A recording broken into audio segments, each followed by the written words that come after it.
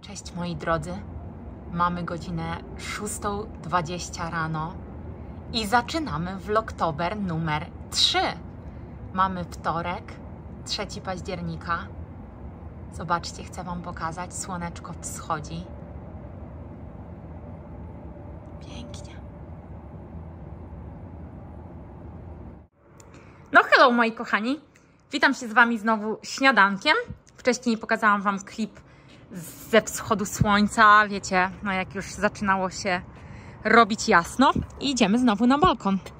Chcę tego używać, powiem Wam szczerze, dlatego że no jeszcze 2 dni będzie zimno, więc już nie pójdziemy i trzeba będzie zacząć ogarniać te kwiatki, wiecie, bo w zimę, no bo niedługo już jak będzie poniżej, jak jest poniżej 10 stopni, to już chcę je schować, więc co mam dzisiaj na śniadanko?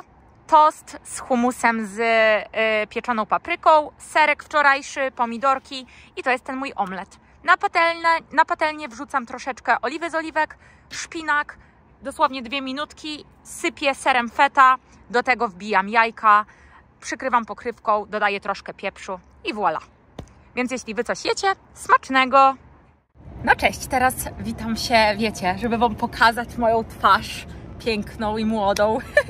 No i herbatka. I wiecie co? Piję tą herbatę malinową, ale powiem Wam, no jest lepiej. Jest lepiej, bo zmniejszyłam szklankę, więc piję w takim kubeczku mniejszym, bo ten kurde wielki chochoł, ta szklana, no to w ogóle smaku nie miało, więc test. Poczekajmy. Nadal nie. Nie. Oddam tę herbatę. No nie mogę. No i wiecie co, żeby było balans, żeby był zachowany, mam ciasteczko do tego. Więc tak. No i wiecie, moi drodzy kochani, chcę się z Wami podzielić, co to dzisiaj się będzie u mnie działo. Więc mam tu nawet na karteczce zapisane, bo idę dzisiaj na takie warsztaty po południu i one są prowadzone przez panią Elżbietę Ruman, która jest dziennikarką i publicystką i ona bardzo interesuje się życiem świętej Hildegardy, która nie zna chorób nieuleczalnych. Ciekawe, co? No, więc ona prowadziła taką, wiecie, w średniowieczu, ta siostra Hildegarda, tam zajmowała się tą medycyną. Nie wiem, ale idę na to, więc dam Wam jutro znać, jak było, co i jak. To na takie coś idę. Po drugie, zapisałam się albo zapiszę się, w sensie miałam iść jutro, ale no nie idę i idę za tydzień na jogę z takimi obciążeniami, więc to planuję, więc to będzie kolejna rzecz, którą zaczynam robić. Trzecia rzecz, jadę dzisiaj do sklepu, bo mój wujek miał urodziny w tą sobotę, ale chorował, więc nie byliśmy i będziemy celebrować w tą niedzielę. Więc muszę mu kupić jakiś prezent. On ma obsesję na punkcie palm, więc planujemy jechać kupić palmę. Już karteczkę mu kupiłam, jakieś, wiecie, balony wezmę, torcik. I on też uwielbia grać, wiecie, jak w Polsce jest totolotek, to tutaj jest Powerball, Megaball, no i to mu kupię, więc będzie się cieszył. Kolejna rzecz, moja koleżanka niedługo będzie miała urodziny, a raczej 2 w Polsce, więc planuję im zrobić paczki. No i muszę się przejść, wiecie, najważniejsze i takie najlepsze wydaje mi się są te słodycze, są jakieś chipsy, te Pringlesy, M&M'sy, więc planuję im porobić paczki. No to dzisiaj też planuję właśnie pojechać do sklepu i to porobić. Będzie dzisiaj gotowanie. Będzie. Więc dlatego ten filmik nie może być taki długi. Kurczę, co Wy w ogóle myślicie? Jak długie chcecie mieć filmiki?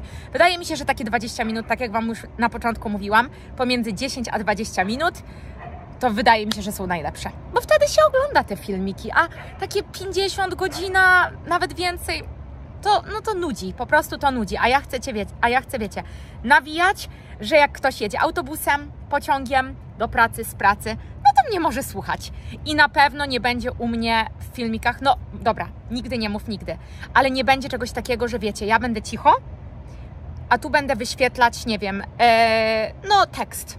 No bo to jest dla mnie mega mnie to denerwuje, jak jadę. Mam parę youtuberek właśnie, które tak robią i ja mogę je tylko oglądać, bo je uwielbiam i mogę je tylko oglądać, jak wiecie, siedzę, no bo czytać muszę ten tekst, bo one nie mówią, a jak jadę samochodem, no to dupa.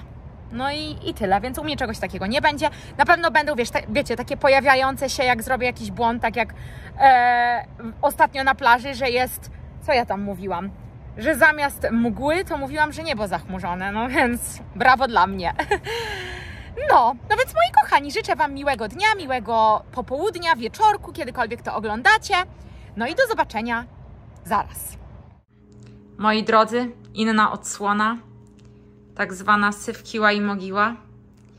Zabieram się za odgruzowanie tego bałaganu. No i ciasto żurawinowo-kokosowe. Moi drodzy, i kuchnia ogarnięta, od razu się lepiej czuję, ale daję Wam jeszcze trik, bo jeśli chodzi co do zlewu, to żeby go tak, wiecie, oczyścić totalnie, mam tutaj sodę oczyszczoną, posypuję, ciach, ciach, ciach i wlewam ocet. Zobaczcie, to wszystko się pieni, ale to mi tak fajnie zdezynfekuje, że zobaczcie. I zaraz wyczyszczę sobie gąbeczką, mam taką gąbkę, poszoruję, wypłuczę i od razu będzie lepiej, więc polecam. Ok, moi drodzy, więc przygotowujemy ciasto żurawinowe. Co do składników, potrzebujemy żurawinę. Najlepiej świeża żurawina, ja mam akurat mrożoną, to sobie wcześniej ją wyjęłam. Ona, tak wiecie, była w temperaturze pokojowej i to jest 1,5 szklanki około. Ale pamiętajcie, ona jest kwaśna, więc możecie dodać mniej. Tutaj mamy jogurt naturalny, szklanka. U mnie szklanka ma zawsze 250 ml, ja mam tutaj około, nawet ciut więcej. Wiecie, ja robię na oko, nie robię tak dokładnie. Olej, pół szklanki, czyli 125 ml, 2 jajka. Tutaj przejdziemy, bo to będzie kruszonka. Łyżka masła, 80 gramów wiórków kokosowych niesłodzonych i odrobina cukru, jakieś 50 gram, albo ksylitolu, albo erytrytolu, cokolwiek używacie. Do tego potrzebujemy 2 łyżeczki proszku do pieczenia, pół łyżeczki sody oczyszczonej. Tutaj mamy cukier, potrzebujemy 2/3 szklanki, ale ja zawsze daję mniej i mam tutaj około 140 ml. Tutaj mamy mąkę, to jest około szklanka, jakieś 250 ml i przygotowana foremka keksowa, mniejsza foremka. W przepisie było 23×11 cm, ja nie wiem ile moja ma, zawsze w tej piekę. I mam tutaj taką oliwę, wiecie, taka spray taki, zaraz Wam jeszcze pokażę, już trochę psiknęłam, ale jeszcze troszkę, cyk, cyk. I sobie to zawsze sprayuję pędzelkiem, wiecie, dookoła zaraz to ładnie zrobię i wyłożę papierem do pieczenia. I piekarnik już nagrzałam do 180 stopni. Więc poczekajcie, zaraz będziemy robić. O! Ok, moi drodzy, i teraz jest banał. Tutaj mam właśnie miskę przygotowaną, trzepaczkę, wszystkie mokre składniki do miski. I pamiętajcie, wyjmijcie je sobie wcześniej z lodówki, jogurt i jajka, żeby one były w temperaturze pokojowej. I tak, olej wlałam do miski, jogurt naturalny wrzucamy. Banalne ciasto, nie trzeba nic przesiewać, żadnej mąki. No mówię, mi troszkę zajęło, żeby te składniki tak ładnie przygotować, wiecie? No bo mówię, dobra, muszę, wiecie, ulepszać ten mój YouTube channel. I 2 jajka wbijamy. Rączki myję, tak jak już Wam chyba mówiłam na drugim czy którymś vlogu, że ja zawsze ręce myję po jajkach czy mięsie. Roztrzepuję trzepaczką. Wiecie, mniej więcej, po prostu to nie ma być idealnie, tylko ciach, ciach, ciach i już. I gotowe. I do tego wrzucamy suche składniki, czyli mąka, cyk, cukier, ten 140 ml, to Wam mówiłam. I teraz tak, mamy soda oczyszczona, jakieś pół łyżeczki, to mówię, ja tak mniej więcej to robię, no nawet ciut więcej, ale to nic. Pół łyżeczki sody i 2 łyżeczki proszku do pieczenia. Ten przepis pochodzi z kwestii smaku, moi drodzy. Ja tylko go ulepszam, bo tam troszkę więcej jest używane cukru. Ja Wam podlinkuję ten przepis w opisie. I ja trochę inaczej robię z kruszonką, niż właśnie autorka tam robi. Bo ja nie daję kruszonki od razu na górę na te ciasto, tylko ja daję kruszonkę troszkę później, tak po 15 minutach, bo ona się szybko pali. O, no i widzicie? Mes zrobiłam, no ale dobra. I tą moją trzepaczką fajną, ja jestem cała w mące, patrzcie, się śpieszę. Gdzie się człowiek śpieszy, to się diabeł cieszy, jak to mówią, nie? No, więc to tak mówię, trzeba tylko tak roztrzepać, żeby nie było grudek mąki po prostu, ale mówię, no jeśli ktoś chce, przesiejcie sobie, to może wtedy by było łatwiej dla Was, no ja nie wiem, dla mnie nie jest łatwiej, więc ja zawsze trzepaczką i już, i gotowe. Teraz Wam pokażę konsystencję, to sobie cyk, czekajcie, rączki, ciach, ciach, ciach. Nie ma teraz herbatki, bo już piłam rano z Wami tą malinową. No wypiłam, ale tak to wygląda. Nie wiem, czy coś widać. Dosyć gęsta konsystencja. I do tego dorzucamy naszą żurawinkę. Wiecie co? Gdzieś widziałam trik też, żeby na żurawinę, żeby ona nie opadła na dno i żeby się nie zrobił zakalec, to żeby posypać trochę mąką. I wiecie co? Tak zrobię. Tam w przepisie tego nie ma, ale ja zwykle to robię. I mam mąkę ziemniaczaną tutaj, wiecie? Ja lubię mąką ziemniaczaną podsypać, a nie taką zwykłą, więc troszeczkę mam tutaj odrobinę tak, no tak szczyptę mąki po prostu, żeby tylko to zakryć. I ja już to, no i już proszę bardzo, to tak ślicznie wygląda, to już mi się z Bożym Narodzeniem kojarzy. Nie wiem, czy to ciasto nawet nie jest przypadkiem świąteczne, chyba jest, bo w tym linku, jak Wam potem pokażę, no podeślę Wam, to sobie zobaczycie. I dorzucam naszą żurawinę.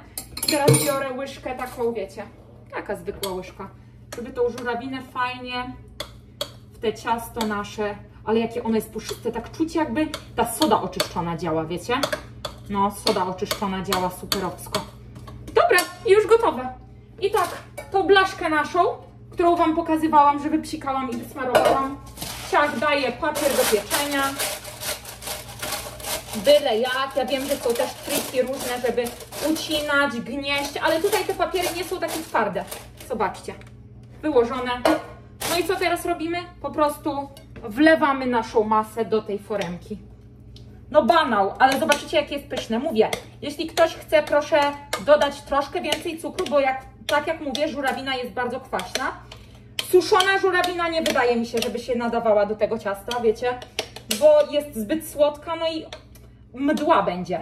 A ta żurawina, wiecie, jak jecie ciasto i ono jest dosyć słodkie, bo ma ten cukier w sobie, czy erytrytol, czy ksylitol, co tam używacie, no to musi być kwaskawe, tak samo jak szarlotka. Ja uwielbiam szarlotkę z kwaśnymi jabłkami, a nie z jakimiś słodkimi. No i dobra, i wyrównujemy powierzchnię. Pięknie. To idzie do zlewu. Ja jeszcze zawsze robię tak. I tak to wygląda. I wkładamy do piekarnika. 180 stopni, jakieś 40 minutek. Nie, przepraszam. Wkładamy do piekarnika, ale jeszcze z Wami zrobię kruszonkę tą naszą, gdzie mam wiórki kokosowe, masełko i ten cukier, ta mniejsza porcja 50 gram. Zrobię kruszonkę rączkami, daję ciasto na 15 minut, 180 stopni 15 minut. To jest mój trik, jeśli chcecie, wypróbujcie. Wpisujemy timer 15 minut. I potem damy kruszonkę i jeszcze będzie się ciasto tak piekło około 25 minutek. 15. I tyle! Więc robimy kruszonkę, czyli wiórki kokosowe, masełko. Takie masełko już jest troszkę miększe, bo sobie też je wyjęłam, wiecie, wcześniej. Wiórki kokosowe niesłodzone, tak jak mówiłam. Jeśli macie tylko słodzone, nie dodawajcie cukru. Dajcie tylko, wiecie, masełko. O, już widzicie, wysypuje mi się. To ja zawsze. Karolinka bierze zawsze miskę, która nie jest przeznaczona do większych takich wyrobów. Proszę bardzo, może Wam się wydawać, że tego masła jest za mało tutaj, ale nie, bo to wiórki mają się podpiec potem jako ta kruszonka i fajnie skleja te masełko trochę. To takie będą przypieczone, fajne, taka skorupka się utworzy fajna. No i tyle. I zobaczcie, kruszonkę mam gotową. Ona mniej więcej wygląda tak. No mówię, troszkę się te wiórki skleiły z masełkiem. Masło niesolone. I już, voilà. Proszę bardzo. 40 minut i ciasto. Przygotowanie 5 minut. 40 minut ciasto gotowe. Słuchajcie, moi drodzy, wyjęłam ciasto i posypałam je kruszonką. Myślę, że możecie poczekać nawet mniej niż 15 minut, bo ono już zaczęło się brązowić, więc może 10 minutek. Tej kruszonki jest naprawdę sporo, ale my uwielbiamy. Możecie dodać mniejsze proporcje. Zależy, co kto lubi, ale chcę Wam pokazać tak dokładnie, jak to wygląda, więc to jest naprawdę gruba warstwa kruszonki. No i z powrotem do piekarnika na jakieś 25-30 minutek. Zależy od piekarnika, do suchego patyczka po prostu pieczemy. Słuchajcie, moi drodzy, update ciasta. Minęło 40 minut, wyjęłam, ale wsadziłam patyczek i jest jeszcze surowy. Jeszcze jest patyczek mokry, więc teraz przykryję folią, bo ja górę nie chcę, żeby się już piekła. Zobaczcie, jak pięknie to wygląda. Przykrywam folią i jeszcze dam do piekarnika może na 10 minut, bo chcę, żeby się dopiekło po prostu. Dzisiaj będą 3 przepisy. Ten vlog muszę, wiecie co, muszę tak bum, bum, bum, bum, bum, bum, bum szybko mówić, żeby on nie trwał 40 minut. Więc robimy dzisiaj właśnie, tak jak Wam mówiłam, kurczaczek z ziemniaczkami, z dyńką. Do tego będzie nam potrzebny curry, sól, pieprz, czosnek, skórka z cytryny, rosemary, jak to się nazywa, rozmaryn, masełko, oliwa z oliwek, udka z kurczaka, ziemniaczki mam już tu umyte, dynka to jest... No więc zabieramy się. Ja, zobaczcie, mam tutaj rękawice, one nie są fajne, bo one są białe, więc trochę słabo, albo wcale nie. No i muszę osuszyć, bo sobie umyłam tego kurczaka. Ja wiecie co, zawsze myję, bo no nie wiem, tak jakoś myślę, że myję. Mam tutaj kurczaczka. Wrzucam już go do naczynia do zapiekania, wiecie? Piekarnik nagrzałam do 200 stopni, to sobie nagrzejcie wcześniej, ten piekarnik. No i mam tu udka, kładę je tutaj, bum. Do nich dodaję oliwa z oliwek, odrobinę, sól, pieprz. Oj, troszkę może za dużo przedobrzyłam, no ale to nic. Sól, pieprz, tak jak mówiłam, bum, bum, bum. Zaraz ja Wam tutaj to pokażę, wiecie? Może tak tą kamerę... Widzicie cokolwiek tutaj? Chyba widzicie. Tak trochę się bawię, wiecie, w te. I curry do tego dodajemy. O, może nie tak, wiecie? Tutaj otworzę. Dobra. I sypiemy curry. Ja bardzo lubię curry. Nie wiem jak Wy, ale ja uwielbiam. To jest tak, kojarzy mi się właśnie z jesienią. No więc robimy curry. Ciach, ciach, ciach. I teraz skórka z cytryny. Mam cytrynkę. I ścieram sobie. I na górę. Wszystko tutaj sobie ścieram. Tak, ciach, ciach, ciach, rachu, ciachu. Co tam u Was? Opowiadajcie. Jak Wam się podobają moje vlogtobery? Tu będzie taka zajawka właśnie kurczaczka szybkiego. Więc dajemy cytrynkę. Fajnie sobie tutaj. Im więcej, tym lepiej. Ja uwielbiam cytrynę. Nie wiem jak Wy, ale ja uwielbiam.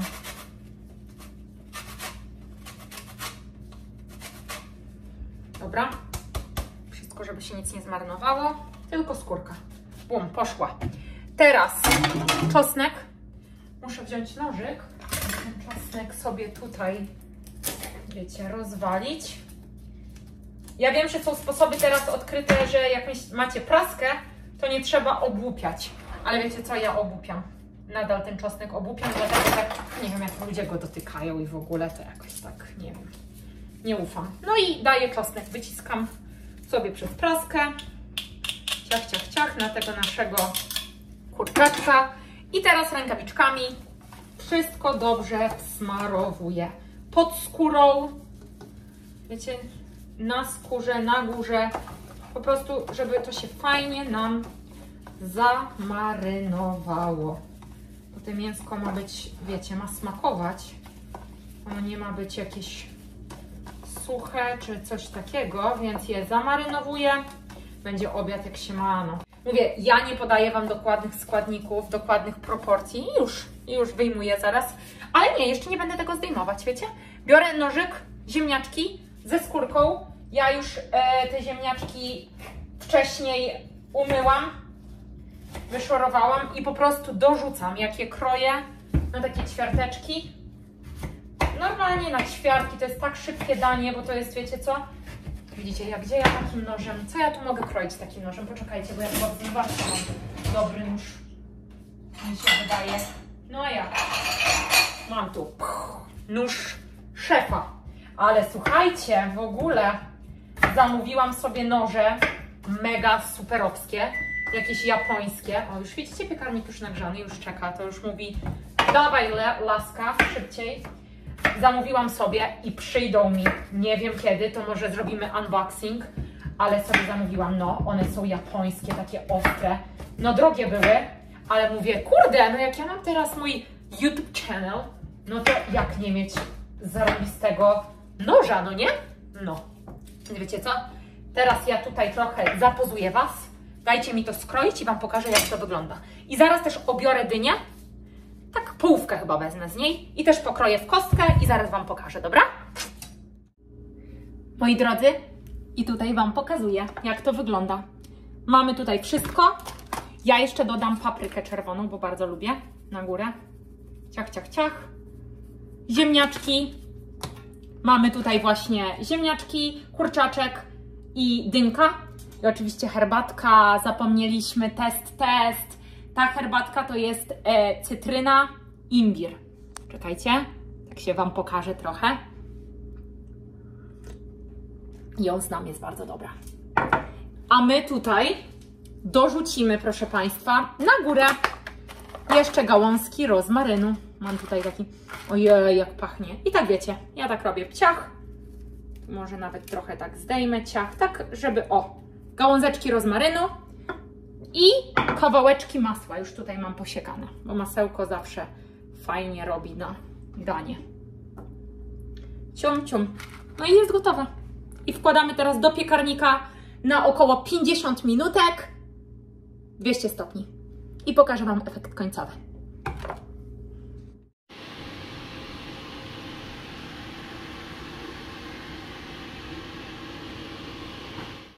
Moi drodzy, zmiana planów. Nie będzie krupniku. Będzie zupa pieczarkowa. Banalna. Tutaj mam masełko, podsmażę pokrojone w plasterki pieczarki. Tutaj mam bulion, skroiłam sobie, starkowałam trochę marchewki. Przepraszam za brudny piekarnik, ale no sorry. Tutaj gotuję wodę na makaron, tym razem użyję Barilli, bo znalazłam, a wiecie co, nie chcę trzykolorowego makaronu używać. To zrobimy z Barillą. Do tego pójdzie tylko i wyłącznie jeszcze, wiecie co, pietruszka, trochę śmietanką zaprawimy, sól, pieprz i zupa gotowa. Wszystko paruje, moi drodzy, przepraszam za dźwięki, ale tutaj dzieje się. Pieczareczki na maksymalnym ogniu podsmażam, bo ja chcę, żeby one mi się zarumieniły. Łohoho! Tutaj się gotuje właśnie nasz bulion, już marcheweczka będzie mięciutka. I tutaj makaronik, bo my bardzo lubimy z makaronikiem jeść naszą zupkę pieczarkową. I mam przygotowaną pietruszkę mrożoną i śmietankę. No i moja herbatka, którą popijam.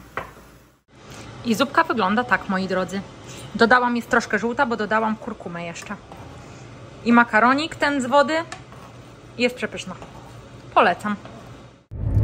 Moi kochani, zakończyliśmy zupką i chyba to by było na tyle w dzisiejszym vlogu. Ja jeszcze musiałam wyjść, już jest godzina 8:20 wieczorem, ale miałam jedną sprawę do załatwienia, więc przepraszam, że jest ciemno, może się doświetlę trochę, nie, gorzej chyba.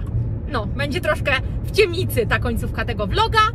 Bardzo dziękuję Wam za oglądanie, dziękuję za wszystkie subskrypcje, łapeczki w górę, komentarze. Jejku, tak się cieszę, że już Was tyle jest, w życiu się nie spodziewałam. Jak nagrywałam pierwszy filmik, to mówiłam, pamiętacie, jak ktoś nie oglądał, zapraszam, żeby zobaczyć mój pierwszy filmik. O jednym subskrybencie, a już jest Was tyle osób, Jezu. Dziękuję Wam, naprawdę dziękuję każdemu z osobna, wszystkim. Mega Wam dziękuję. I zapraszam na jutro. Do zobaczenia. Bye!